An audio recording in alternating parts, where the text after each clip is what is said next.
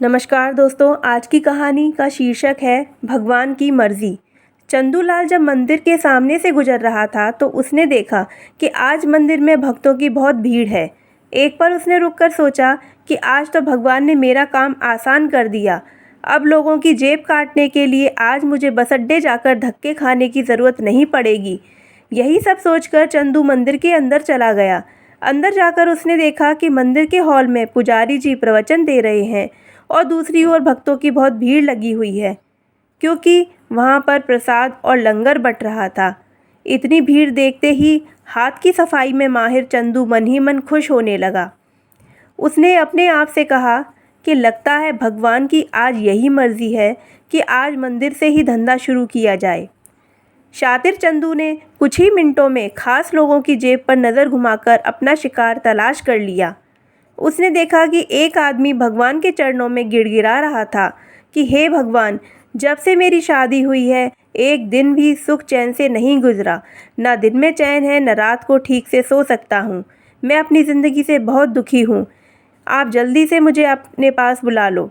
अब मैं एक दिन भी नहीं जीना चाहता। मुझे जितनी जल्दी हो सके अपने पास बुला लो। करीब खड़ी उसकी पत्नी ने कहा, हे भगवान, तुम मेरे पति की बिल्कुल मत सुनना। तुम इनसे पहले मुझे इस धरती से उठा लो, क्योंकि इनसे अधिक तो मैं दुखी हूँ। उस आदमी ने झट से भगवान के आगे हाथ जोड़कर कहा, भगवान, आप मेरी अर्जी रद्द करके मेरी बीवी की प्रार्थना स्वीकार कर लें। मैं तो आपका अपना हूँ। जब बुलाओगे उसी समय चला आऊँगा। अगले ही पल भीड़ का फ़ायदा उठाते हुए चंदू ने थोड़ी धक्का मुक्की करते हुए अपनी पत्नी से बहस करने वाले उस व्यक्ति की जेब में से पर्स उड़ा लिया। जल्दी से भागने और लोगों में दहशत फैलाने के लिए उसने उसकी बीवी को नीचे धक्का दे दिया।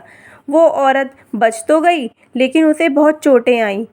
पास खड़े एक सज्जन ने उसे ठीक देखकर कहा, बेटी घबराओ नहीं, भगवान तुम्हारे साथ है।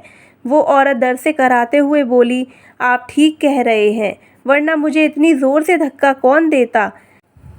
काफ़ी होशियारी दिखाने के बाद भी चंदू मंदिर में जेब तलाशी के जुर्म में पकड़ा गया। दूसरे दिन पुलिस वालों ने चंदू को अदालत में पेश कर दिया। जज साहब के सामने आते ही उसे याद आया कि यह तो वही आदमी है जो कल मंदिर में गिरने वाली उस औरत की मदद कर रहा था। यह तो बहुत धार्मिक प्रवृत्ति का इंसान है और इसका भगवान में अटूट विश्वास है। इसी ख्याल से चंदू ने जज साहब से कहा, जनाब, यह जेब काटने का काम मैंने नहीं किया, यह तो भगवान ने मेरे से करवाया है।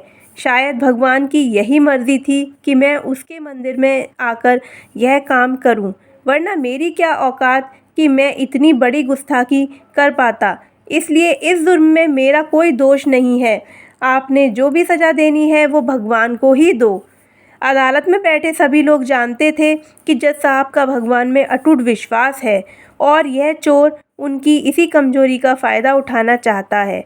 जिस प्रकार इस चोर ने जज साहब को भगवान के नाम पर उलझा दिया, अब न जाने वो इस जेब कतरे को कोई सज़ा दे पाएंगे या नहीं। सारी दलीलें सुनने के बाद जज साहब ने उस जेब कतरे से कहा कि मैं तुम्हारी बात से बिल्कुल सहमत हूँ कि तुम जो कह रहे हो वह सब सच है। मैं ये मानता हूँ कि यह काम तुमने अपनी मर्ज़ी से नहीं किया, बल्कि यह सब कुछ भगवान की मर्ज़ी से हुआ है। भगवान ही तुम्हें ज़बरदस्ती मंदिर के अंदर लेकर आए और उन्होंने ही तुम्हें जेब काटने के लिए कहा। लेकिन मेरी मजबूरी यह है कि अब भगवान यह चाहते हैं कि इस जुर्म की सज़ा देते हुए मैं तुम्हें 2 साल के लिए जेल भेजूं। जज साहब के आश्चर्यजनक फैसले को सुनने के बाद अदालत में बैठे सभी लोग उनकी प्रशंसा करने लगे। तो दोस्तों, अगर आपको ये कहानी पसंद आती है तो वीडियो को लाइक करें और चैनल को सब्सक्राइब करें। धन्यवाद।